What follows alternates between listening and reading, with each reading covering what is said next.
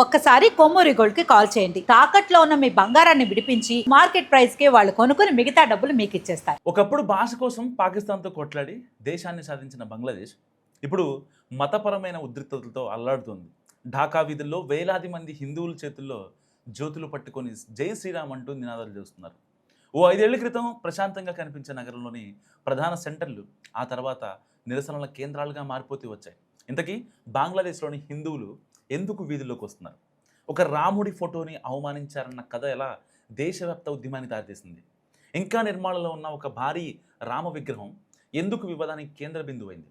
ప్రస్తుతం బంగ్లాదేశ్ రాజకీయ సామాజిక వర్గాల్లో తీవ్ర చర్చకు కారణమైన అంశం ఉత్తర బంగ్లాదేశ్లోని రంగ్పూర్ ప్రాంతంలో నిర్మాణం జరుగుతున్న ఒక భారీ శ్రీరాముడి విగ్రహం. దాదాపు 81 అడుగుల ఎత్తుతో నిర్మిస్తున్న ఈ విగ్రహం పూర్తయితే దేశంలోనే అత్యంత ఎత్తైన రామ విగ్రహంగా నిలవాల్సి ఉంది. అంతేకాదు రాముడితో పాటు కృష్ణుడు, శివుడి విగ్రహాలు కూడా నిర్మించాలనే ప్రణాళిక కూడా ఉంది.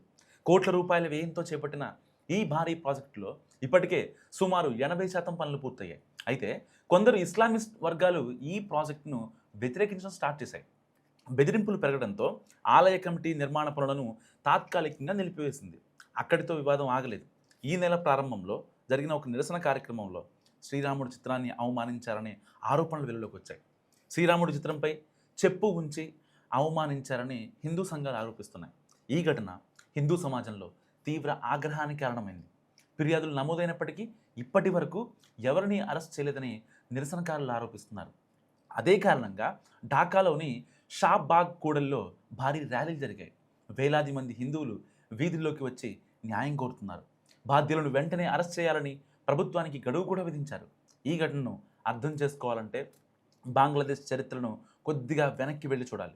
1971లో పాకిస్తాన్ నుంచి విడిపోయి బంగ్లాదేశ్ ఏర్పడినప్పుడు లౌకికవాదం దేశానికి ప్రధాన సూత్రంగా ఉండేది.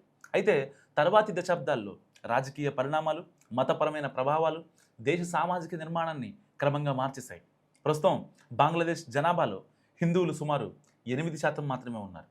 1971 స్వాతంత్ర సమయంలో ఈ సంఖ్య 14% ఉండేది. కానీ వలసలు, సామాజిక ఒత్తిళ్లు, భద్రతా ఆందోళనల కారణంగా వారి సంఖ్య క్రమంగా తగ్గుతూ వచ్చింది. సో ఇప్పుడు కొన్నేళ్లుగా బంగ్లాదేశ్లో హిందూ దేవాలయాలపై దాడులు, పూజా కార్యక్రమాల సమయంలో ఉద్రిక్తతలు, ఆస్తులపై దాడులు లాంటి ఘటనలు అప్పుడప్పుడు వెలుగులోకి వస్తూనే ఉన్నాయి.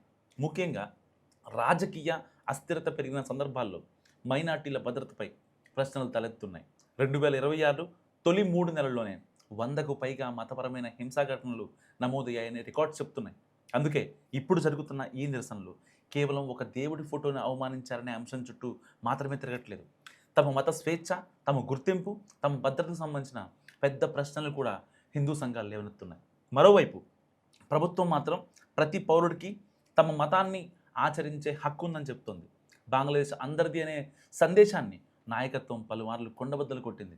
అయినప్పటికీ రియాలిటీలో పరిస్థితులు అలా కనిపించట్లేదు.